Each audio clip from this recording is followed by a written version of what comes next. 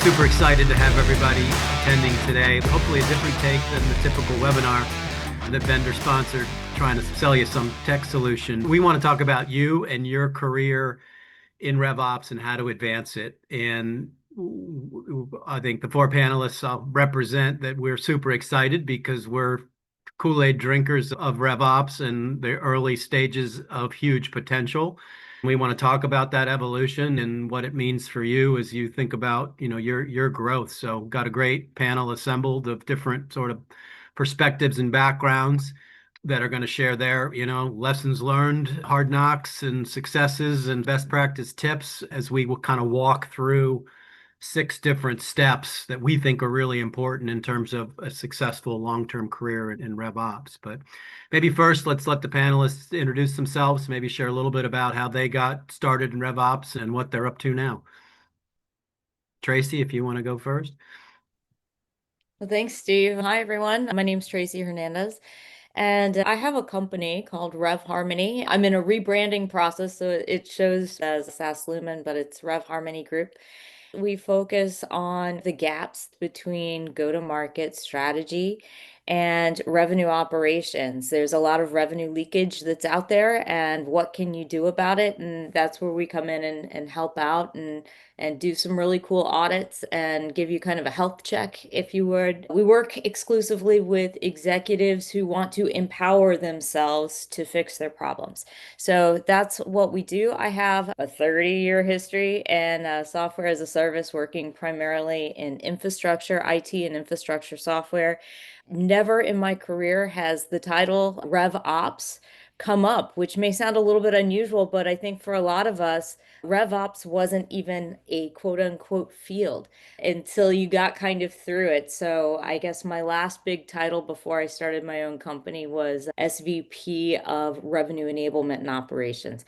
That's me in a nutshell. I will pass it along to Sandy. You're up next.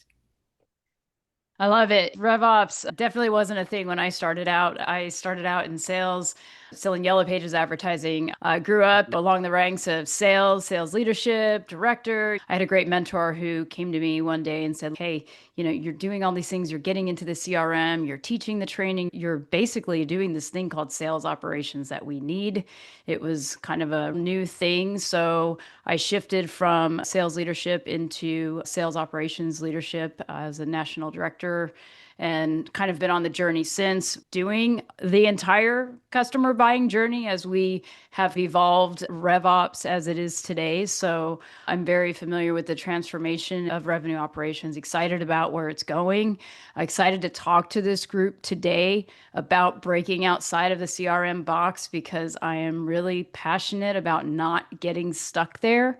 Looking forward to the discussion. Look forward to your questions too. Kick it over to John. It's nice to know I'm not the most senior. Yellow Pages. Knock it off, man. Come on. Watch it.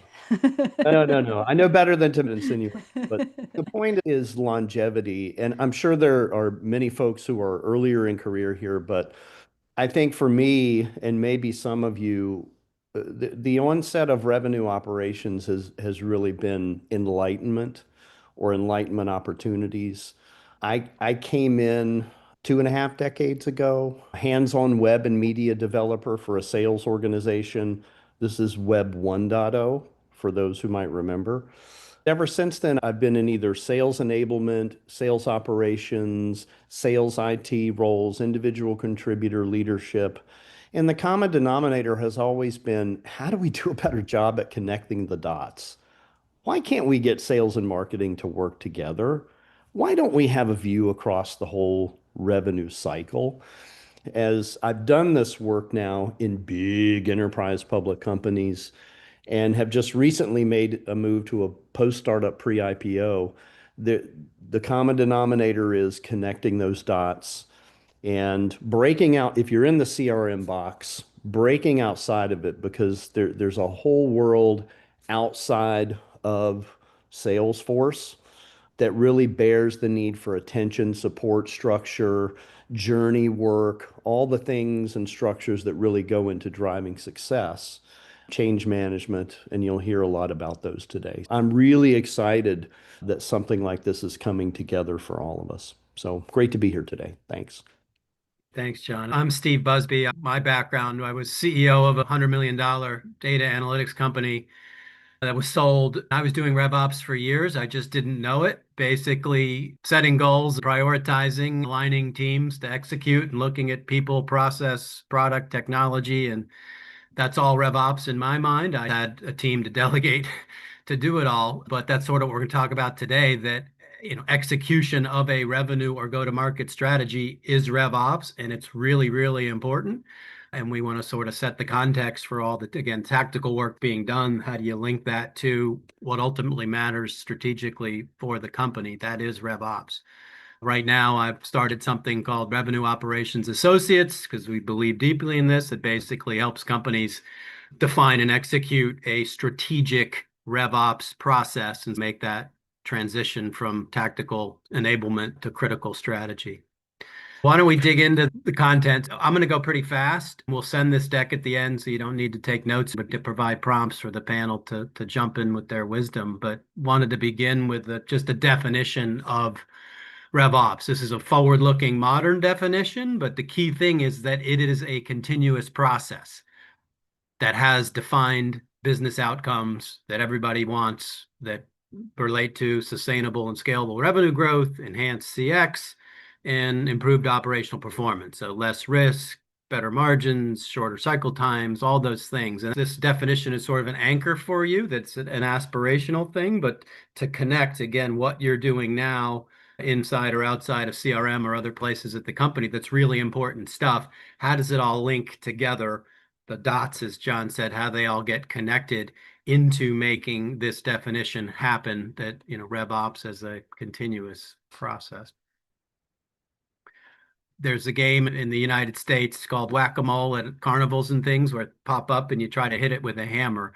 But we think a lot of times that what RevOps, how it's being done in a lot of places, is a game of whack-a-mole, that there's problems, there's issues, there's reports that need to get run, things pop up, and your job is to whack the mole, get it to go back down in the hole, and then another mole will pop up. But the key point here is, without a conscious effort to think about that game of whack-a-mole, to up level and how do you advance off that, you're sort of letting the situation define your career versus you defining your career. And I suspect most of you are familiar with this dynamic. And again, what we want to sort of do is to highlight that while it's all really important stuff, how does it bridge to overarching business objectives that people want above you or around you? Once they see that you're helping them with that business objective, the mole whacking becomes critical enablers to achieve that outcome. We did research as part of our, we wrote a book on RevOps and publish a lot, but in a question of, geez, what are the obstacles to RevOps success? The two biggest things relate to change. Getting teams aligned, getting them to execute, and managing that change at the cultural level, behavioral level, and also at the tactical, hey, we need new systems and processes. So point here is that for you to be successful in RevOps, ultimately, you're going to have to be successful at change and change management. So learn that as a discipline, and we'll talk more about it. But change is hard, right? That's the good news, bad news. The good news is, if you can do it at a company and affect change with positive, measurable results, you are going to be really important, highly valued, and hopefully highly compensated, because that separates the tactical workers from the people with executive talent and chops. Let me pause here with that, sort of open it up to the other panelists with their thoughts on change management and its importance as a career accelerant. I'd love to jump in here. I think change management is one of the key dynamics that gets overlooked, under prioritized. Revenue operations, particularly if you're just forming it, tends to be a clearinghouse for behavior change, for customers, for sellers, for commercial teams. If we try to move too fast with too many things, and we don't have a good change plan to support the behavior change necessary, or even change assessment to throttle how many things we're trying to push out the door, our ambition outweighs the reality of our environment to move at the pace we're moving. I think the minute I got change certified was the minute I started to understand more about all these projects. We better have a parallel plan around human behavior change to make sure we're getting adoption. That's the gateway to return on investment for anything we're working on. So really big one. I like to always think about building anything that I'm putting together or working on, anticipating the change. So whether it's a potential people change, organizational structure, a new investor, technology literally changes by the day. Just think about 6 months ago where we were with AI and 1 year ago. So anything that you're putting together and collaborating with should be done with the mindset of anticipating change, building it with agility and flexibility, and being able to have the relationship with the stakeholders, knowing they're going to change too. It's no different than sales, right? Working with these folks, they're going to move around in the organization. So have that changed mindset because it's constant. I think you hit it on the head that no matter what, everybody's in a dynamic environment and it's going to change. But look at it this way. If you're successful, if the organization's successful, then you're growing. And if you're growing, then everything that you're doing, the tech stack you're on, has to mature and evolve to go with it. So it's constant change. And being in RevOps means you're in the seat of power because you see it all and understand how all of the moving parts impact the business. So the better you are at framing the impact to the business, both good and how it expands your capabilities and it impacts your ability to drive the revenue of the organization, or the way it can cause risk in the organization. Your way to define your career is really about your way of saying, yes, we can get it done. And here's how we can create positive, impactful change. And here are the things that maybe sound important, but aren't really going to make the impact as much. Your ability to understand and frame this in a way that executives can execute, and manage through all of this change process is what will define you. So we're going to walk through 6 keys to accelerating your career traction and talk about each of these steps. These take time to master. If you think about where you want to be in 10, 20, 30 years or whatever your time frame is, and there's a management, career ladder of doing that. These are the enablers, the things that if you can get these core things down, you're going to greatly increase your odds and speed of getting where you want to go. But this is, again, executive level, C-level type talent and things that if you can do, you're going to be incredibly valuable to your company or to future companies, because these things they're not easy, but they're doable. And the good news is they're all things that are right in the sweet spot of RevOps, right? They think about that broadly defined thing of change and how you're helping execute the revenue strategy and elevate customer experience, improve operating performance, and things like that. Those are all things that a CEO gets paid or fired, depending on how well they do or don't do them. And that's the linkage I see so clearly in terms of what RevOps does is so central to these things. So let's jump into the first one, which is sort of a anchor setting thing that is critical, but you have to have a North Star for RevOps. Should match your company's North Star, which is their main financial or operating objective. But why it's important to know whether that's a revenue goal, a recurring revenue goal, a profit level goal, a margin level goal, because it'll provide the context for everything that you're doing. Either it fits and supports that goal, and it's going to be seen as an enabler and an accelerant, or it's sort of tangential, and it's going to be a lot harder for you to make the case for why this is important or why success matters. Let's jump to the next. If you're old enough to read books about when they used to navigate boats with a sextant where you had to look up at the stars, but everyone could probably relate to the captain or the CEO or somebody, the CRO, saying, hey, I want to achieve this big, hairy goal, full speed ahead. And the teams are there like, how the heck are we going to do that? Which star do we navigate by to align people, process, and technology with what you want to do? So your job is to understand what that North Star is before you can come up with a RevOps or an operating plan on how to help achieve it. But the critical thing is once you get that buy-in that that's the star I want to go to,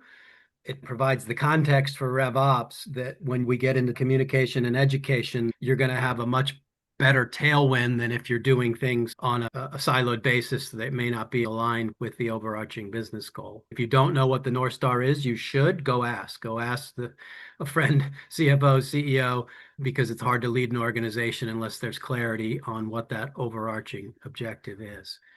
So panelists, any comments on how to set or the dynamic of sort of getting this anchor North Star in place for RevOps? I mean, I have just made me think of something, and this was a while ago. I was going through a merger in a company, and at this time I was a director of sales. There were two sales leaders in the same territory. I was one of them, right? And we had a team of people in the same area. So like start doing the math on, who's somebody's going to be left, right? There was a North Star of the organization, and that was profit, right? We were an insurance company. So we had a very specific number we were shooting for, which is why this merger happened.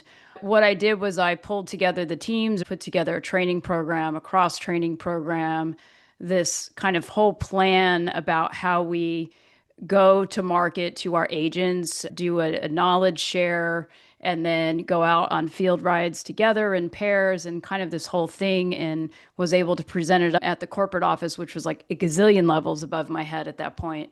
And that's what paved the way for my RevOps career. It was the North Star of understanding the mission. Why was a company doing this? And not just getting caught as a cog in the wheel or getting pushed out of the organization. It was really taking charge of how can we help to meet that North Star. I'd like to jump in and bring up comp plans. I think we spend a heck of a lot of time in RevOps working with the revenue leaders, not just the sales leaders, but also the customer success or account management sales leaders as well. However, we drive revenue at our companies, and we go through lots of gyrations to build the perfect commission plan so that they're hitting the targets the way we want them to hit the targets. But do we put for internal folks that are looking specifically at MBO structured jobs? Are we looking at breaking down the project work and the work within on the back end of our sales team? So specifically the RevOps team, on what are the things that need to be done in order to support the revenue teams? And are those goals specifically aligned? Do we put that kind of thoughtful instruction into how we build, or are we just kind of the leftover guys at the end of the day and we let all the managers kind of, hey, if we hit our metrics, then we're good? It has to be a thoughtful, broken down approach on who's doing what. So if we use that kind of cog in the wheel example, maybe we are, but without us, the organization can't prop up the revenue. So it has to be a structured and thoughtful conversation. And I personally am a big believer that there's a component of that that matches up with what the sellers are doing, and that we get a lift in our bonus payment based off of whether the sellers can hit their numbers. But there's also a component that has to break down to what we have to do to advance our own organization. If it doesn't have a blend of those two, then I'm not sure we're focused the right way. I think that's really important to move the needle forward.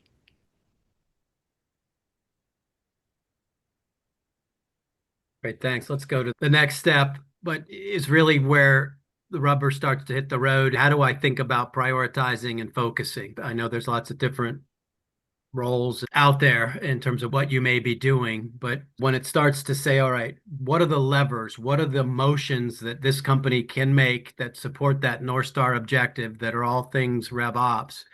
The problem is there's too many levers, too many fires, too many opportunities, particularly if you take a broad definition, but critical to have a framework that gets you to the 3 to 5 things that we're going to focus, that everyone agrees are going to have the biggest impact on that business objective and are feasible for this company to implement. We've got the will, we've got the skill, we've got the resources. And this is where your business knowledge can start to shine if you're able to see the whole field and say, okay, we've got 18 different levers or things we could do, but here's why I think we should focus on these 3 to 5. There is huge value in that and the logic behind that, particularly if the reason is it's going to help us get to our business objectives faster, cheaper, with less risk. Those are the things that C-suite loves to hear in terms of, well, why is this plan any good? I don't know, panel, John, you're at a new senior role in RevOps and you're probably in some form of the assess and prioritize stage. Share some insights. So I'm in the process of looking across. So I've just joined a company to focus on our go-to-market stack. Like a lot of companies that haven't really put a deep structured focus and, started to really think revenue operations across, we have a long tail of capabilities. And so in my space, it's really, getting a sense of what's there, what's working, what has ownership, ultimately what has good health, change management, thinking people, process, data, and technology across the capabilities we're using. I think you do have to break it down and you've got to get really specific because we're converging lots of different worlds here. And when we do that, there are many topics that come up. So it's two things. It's for career-minded folks that really want to do well in this discipline. It's understanding your bucket, but then the buckets across that you'll need to be partnering with and working with. But I also think that you've got to pick some things, assessing what's most important and understanding what may be working well and what might need some attention. Super important and certainly an area that we're focusing on as we drive a mission here. We do have a great question. In what ways do revenue operations and revenue accounting align to reach the North Star and reflect in financials with compliance?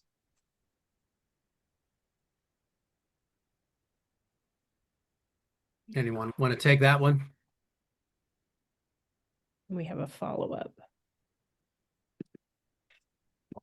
Let me ask the follow-up as well. As RevOps is meant to be cross-functional, do you find that these prioritized levers are most effective when they are common for all teams, or is it better to define them at a team level? I think that kind of speaks to how do we work with accounting to choose that overall North Star? I think, well, go to the next slide. The framework for which levers do we focus on? There is a critical accounting component that is ROI related. What's it going to cost and what's going to be the impact in terms of increased marginal revenues or cost savings? There is a huge link, and at most organizations, the connective tissue between finance and RevOps is not nearly as strong as it needs to be. They should be partners in crime, best friends. The finance team wants to understand the business more, and you understand the business. You just need to have more cups of coffee and talk about it. But you should be taking your short list of, hey, these are the things I think should be our priority focus, working with finance to sort of say, hey, give me some numbers, right? They're going to need inputs from you in terms of, well, what's it going to cost? What are the opportunity costs? What are the risks? All the classic things you do, sort of assessing, whether you do something or not. Should be hand in glove. And then you bring another important piece, which is the feasibility and sort of the question of, change within a function is exponentially easier than changes across function. But when you look at the ROI of doing something, you then need to filter it by, okay, it may be harder, but the benefit's a lot bigger, so it's worth doing. We typically find, and my advice to you would be, some of the cross-functional things, because they are harder, that's where the real opportunity is. So I wouldn't be afraid of those. If you can diagnose and affect change on those, that's going to be a huge, huge value accelerant. And it's easy sort of revert back into a function and a specific task within a specific function or silo, but this is all about rising up and breaking out. So I guess the answer to the question is let the chips fall where they will based on an objective. What's the business North Star? What are the actions we could take? There's some within silos, some cross-functional, some are process, some are tech. You need a page like this where you dump them all on and then say, this is a simple framework that looks at one axis. What's the ROI? High return, lower return, and then implementation feasibility.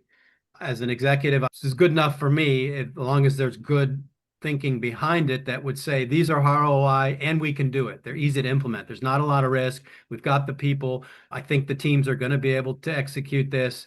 If they're not, take it off because there's something else that you can focus on. But through that process, you come up with this upper right-hand corner, which would be some motions, levers, whatever you want to call them, that become your RevOps plan, right? And because it's aligned with the North Star, you've got the buy-in. Everyone says, okay, we're biting off what we can chew. These are the right 5 things to focus on.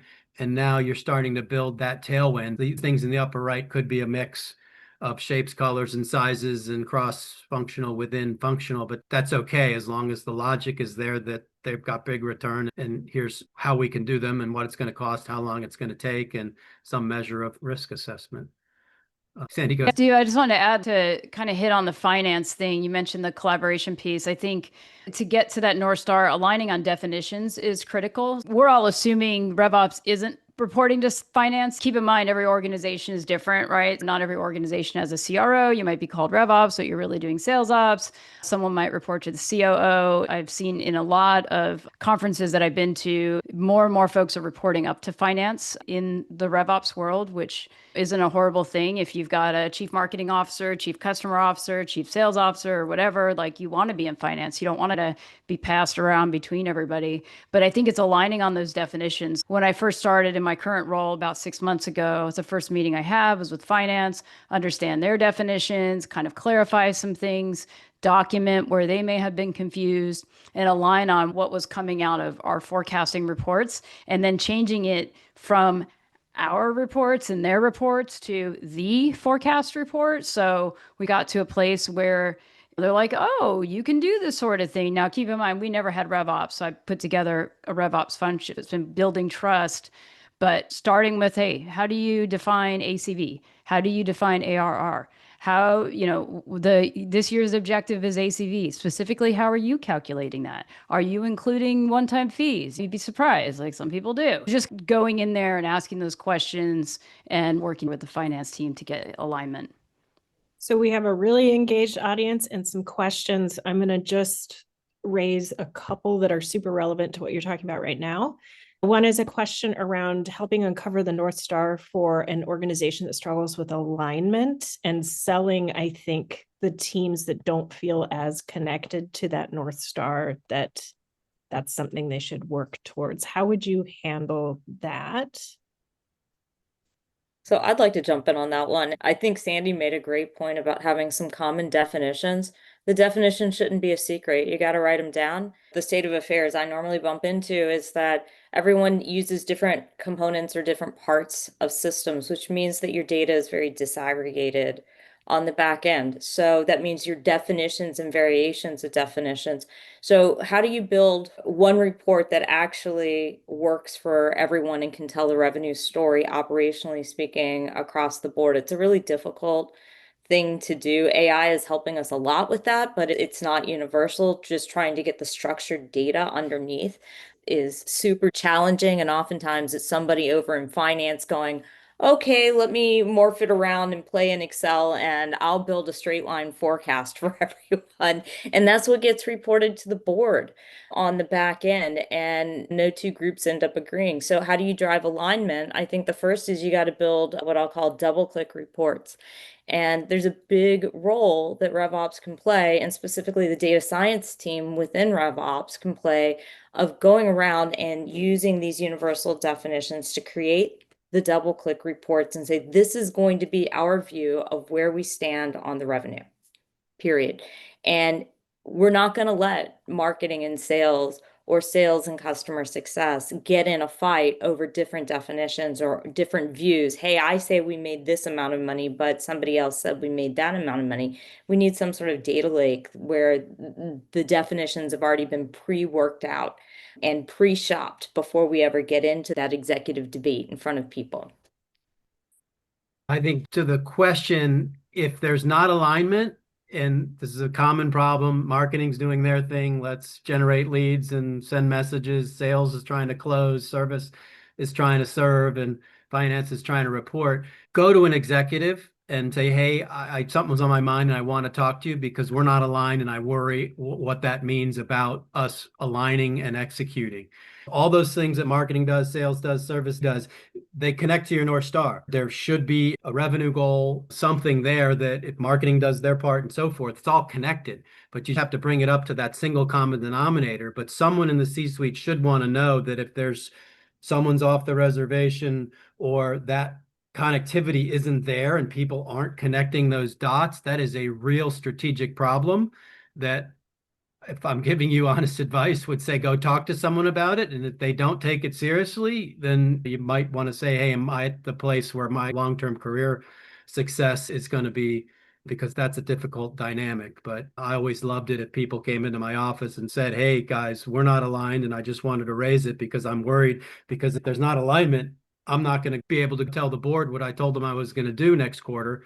You'll get their full attention, particularly if you come in with ideas to say, here's some initial thinking of how we might get alignment and create some of those goals or change compensation or whatever it might be. You can see how that tactical stuff in RevOps starts to fit into the North Star, but you're in a great position to initiate and have some of those conversations where there is a gap at a lot of companies, right? Executives are got some blinders on sometimes. They don't have the knowledge that you do about how things actually work and where the breakdowns are. So the ability to bridge that, the more you can see the company through the full revenue cycle, is golden intel. The biggest opportunity you have is to know the entire revenue cycle, start doing this type of analysis, and then bring that knowledge inside the organization with the recommendations of, hey, it's comp, it's automation, it's rep recruiting, it's people, to really isolate those levers and execute on those levers. That's why we're so excited about RevOps, because that skill set is desperately needed at every company I've ever known, and everybody would want more of it.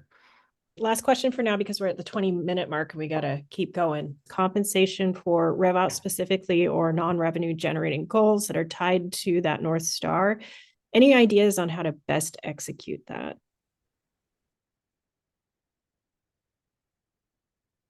It's a big topic. At the end of the day, you have to understand the problems. What is the current compensation structure? Is it tied to the North Star? Are people happy with it? Are they getting overpaid? Are they getting underpaid? Are they hitting their target OTE? What are the current initiatives this year? We want to align to it. On a prior org, we had a challenge with go live. When the sales team would sell a deal, it would go to implementations, and we had a high cancel rate. What we did, one of the changes was, we're not paying you till it goes live. So problem solved, right? How does this align with the organization? Are they going to meet their OTE? And do they have ability to have multipliers, once they do get to their quotas?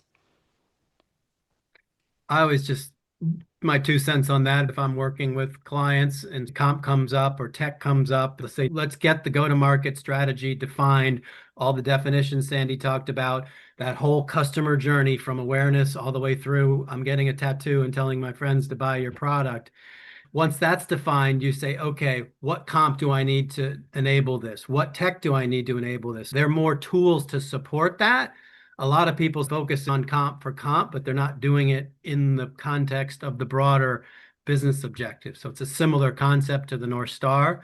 It's hard to do, but to really get it right, you have to look at comp across. RevOps has a unique perspective because you can see a lot of that continuous thing and identify where comp is not aligned, handoffs between marketing and sales, pick your spot, customer success. We've got a huge bogey for expansion revenue, but they're not paid for cross-sell. They're paid on NPS or something like that. So, it's a rife thing, but you don't want to spot treat it because you just kick the can down the road and you'll have bigger compensation problems later. Someone in the executive suite needs to sort of say, let's take a holistic look at it. Someone asked a question I saw on sort of KPIs. So jump to the next slide. We're going to talk about measurement and getting KPIs right. But this is huge, and this is quality over quantity. Too many dashboards, too many metrics. When we go into companies and we sort of say, what data are you getting now? How much is usable? It's always much less than 100% of what is getting produced in blood, sweat, and tears that people actually use and or believe that the data hygiene, that's a credible quality number. If you're not familiar with the revenue cycle or bow tie, get familiar. We're happy to talk about it or have another session on it. Once you think about that revenue cycle and how customers experience and the KPIs that support this, the demand KPIs of clicks, page views, personal information, and things like that, win rates, average contract value, and customer lifetime value. You want to look at holistically what your objectives are, pick those KPIs that are directly linked to that business objective, get the reporting right on those, and ask tons of questions. Do you believe this number? Why not? As Tracy said, the ability then to double click, right? That you can dig down from there, but don't come with all kinds of metrics. Start with the metrics that matter and then have the ability to drill down on them. Getting the KPIs right and align with the business objective, those are the ones where people are going to say, I want to see this dashboard. I want to see it more often versus, oh God, I got sent the weekly report and I never really look at it. You want to do this right so you get demand and pull for all the metrics because it's linked to what that person's getting paid on and what their career success is based on. So they should want as many of these metrics as possible. And your insights to say, geez, it was X, but here's how we can do better next month.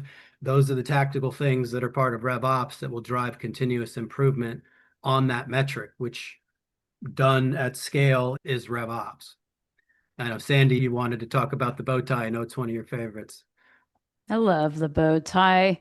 It's interesting. I just put together a slide for a deck that I'm working on and went through it with my CRO this morning. I took the bow tie here because I'm trying to get more support, more headcount, the day-to-day things we as RevOps leaders do. And I use the bow tie to took our different internal functions and kind of span them across the bow tie into where they sit and the goals for each of them, and just kind of visualized it on top of the bow tie, which had our metrics and our customer buying process centered the way this does. And it's a really powerful way to communicate that you understand the needs of the business and the full revenue cycle. By doing this and understanding this bow tie and making this part of your communication process, it makes it much easier for other parts of the organization to visualize where they fall. It doesn't mean everything reports in one place. What we care about is the customer and the customer journey, how the customer buys. And it's just a really powerful way to look at it. You can overlay your metrics like Steve has here. You can put your tech along this. You can put your roles, all different things. But it's definitely a powerful way to talk about it within your organization. And it will up-level you to have more of a strategic conversation with leaders. One dashboard. Start there. One dashboard that's laid out like the bow tie that everyone can get aligned, and then worry about getting into all the detail. You can build infinite number of metrics underneath this, but if you can get one picture that everyone can coalesce and point to and say, that's my part, that's where I add value, that is hugely powerful. And that's an executive level conversation. From there, you can build process, supporting meetings, cadence, and all sorts of goodness around this. It's a huge value add just to be able to go in one place and say, I see the bow tie.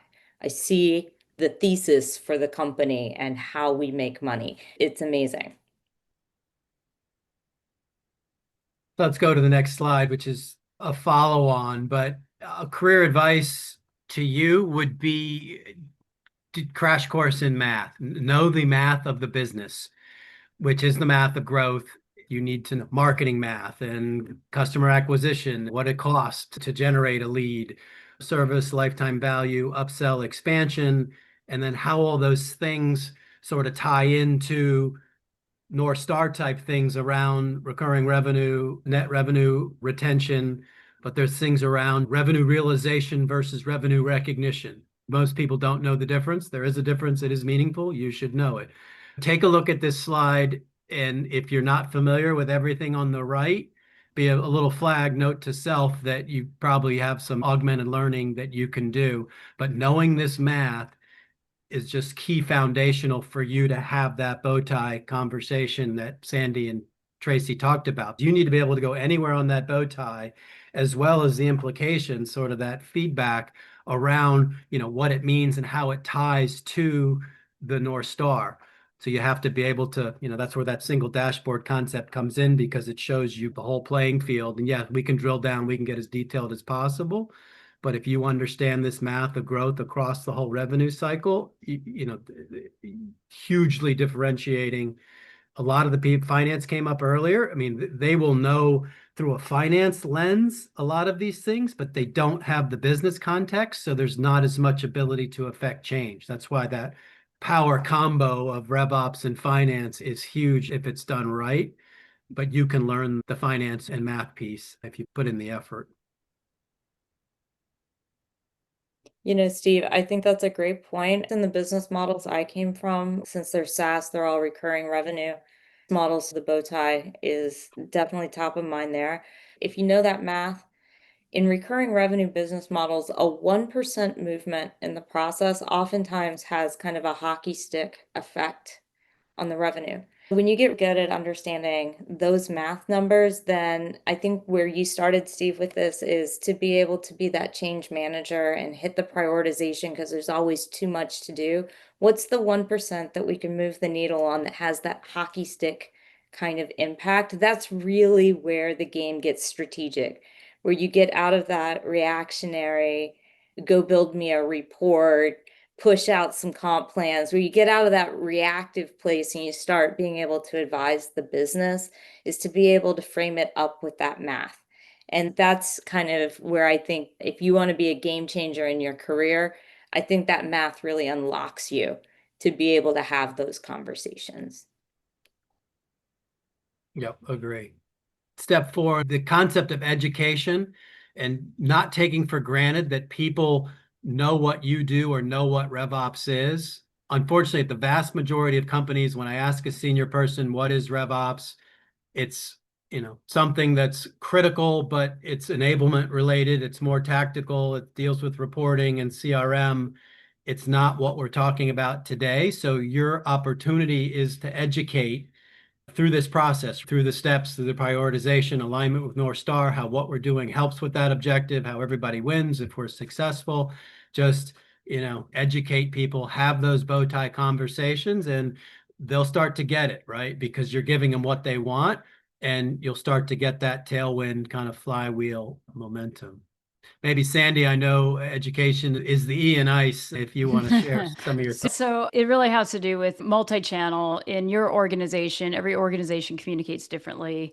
Keep in mind the people that you're communicating with. Are you communicating with an executive? What do they want to hear? They don't want to hear like, oh, sales won't work with marketing and marketing doesn't get the MQLs. They want to hear about the math. So tell the story, tailor the story, put your sales hat on, and then use the different channels. So you may have an internal blog or HR board you can use, be BFFs with HR so you can get access to that.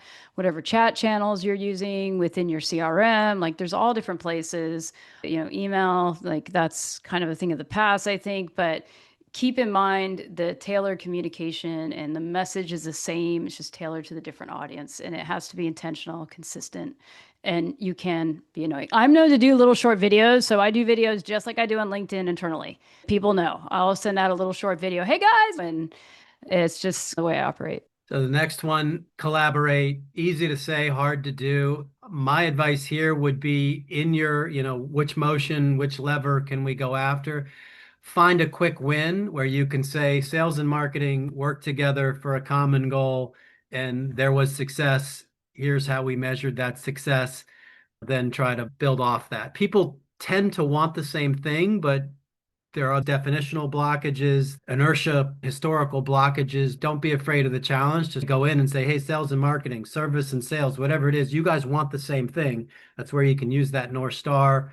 And let's talk about a way we can change behavior. It's going to take 2 of you from sales, 2 of you from customer success or whatever, but put a coalition of the willing on it, get a win. And then if you can learn that motion, I think of that as a motion, then you can say, I can take that skill set into other places where we need to affect change, and you'll be in high demand. Let's go to the last step real quick. And it all comes down to execution. And this is where if you got the right dashboard, you're set up. But be honest, things don't always work. Executives aren't expecting everything to go according to plan. What's important is you've got a process that, you agreed on something, we tried, here's the results. Everyone believes in those measurements. Then, why we did well, do it again. Where we could have done better, great. We've got an ability to incorporate that as part of a continuous improvement process. Most companies stink at accountability. They're great at plans, but they're good at saying, "Oh, somebody else's fault," or nobody ever came in and hold people to the fire. So it's hard for you to do, but knowing that accountability is a key component. Hopefully you have an executive sponsor, someone there you can point out that, hey, a little more accountability. I think we could have done a little bit better, and here are my thoughts on that. Just know that as an important concept in execution, that accountability is huge, and make sure it's represented in your plans and collaborative team efforts. So since we have only 3 minutes left, how do you feel about wrapping this up? There's been a theme of questions around how do I move my team out of an IT mindset or a very technical solutioning mindset and get them elevated so my organization understands better how RevOps. And to me, that's been this entire conversation. But if you guys want to hit that home with the last few minutes we have. Sure, panels. Anyone want to take a crack at it? I could I'll jump. Tracy, please go. In my background, I've worked a lot in software and SaaS organizations. In those organizations, you have a CTO or head of R&D. And those people are fundamentally engineers. They came up through an engineering, they started out coding, they came up through an engineering mindset, but at some point they had to transition and become an executive. If you're a leader within a RevOps organization, chances are you came up through some sort of systems or data background, and maybe it's the CRM specifically, like this webinar is titled. But at some point, you've got to quit talking keyboard and function and how hard projects are. And you've got to start talking the language of the business, and you've got to become the executive and how do I move the needle on the business. If you can do that to break the ground and lead that, then now you've got a leadership role within RevOps, and you've got a hope and a flame, turn it into a strategic organization. And I think that's where we all want to go. Yeah, I totally agree. At some point, you've got to pivot to the business conversation. The marketing tech stack, the sales tech stack, the customer tech stack is 150 billion plus industry. So if you can dream it, you can tech it, buy it off the shelf and try to implement it. But to Tracy's point, if you don't establish the business context first, I think bow tie is a great place to start. You're tying into measures and then how the technology supports getting you there. What does a great customer journey, seller journey, or commercial journey need to really look like to exemplify high performing selling behaviors and activities? And you get out of the tech box and into the business discussion. And it becomes much easier to start rationalizing things like, do I have the right technologies in place? Are they designed well to accelerate opportunities through the life cycle? What do I really need to get my technology aligned to the business direction that I'm setting? Every company struggles with their tech stack, but I find pivoting it to a business conversation can really move the needle the right direction. And that can be the simple 3 things in the RevOps definition that you can remind people. Okay, great, but tell me what this is doing. What business outcome is this affecting? Revenues, customer experience, or operating efficiency? And it's a learning moment, right? But they should have the answer. But if they don't, then you can say, well, why are we doing this if it's not going to lead to one of or more of those 3 things? They'll get it pretty quickly, but I always found it helpful to ask that filtering question. It provides an introduction to that business context. I realize we're at time, probably bit off more than we can chew, but great discussion and questions. I have to mention that with RevOps Co-op, we launched the Revenue Operations Certification, which is teaching the business of revenue operations. And it was designed for IT people, FP&A people, in addition to, RevOps people, but it teaches all the business things that would help your career. But if you're interested in that, check it out. Happy to talk to you about it. It was done with RevOps Co-op as a way to help elevate the entire industry. We're on a journey together, and we want to make RevOps an indispensable strategic function that everyone knows what it is. So that's the certification we believe is an important tool. The more people that get certified, the faster, bigger, and better that's going to be. Everyone, thank you so much for sharing your knowledge. This has been fantastic. We'll have to do it again. And I hope everyone has an amazing day. Thank you, everyone.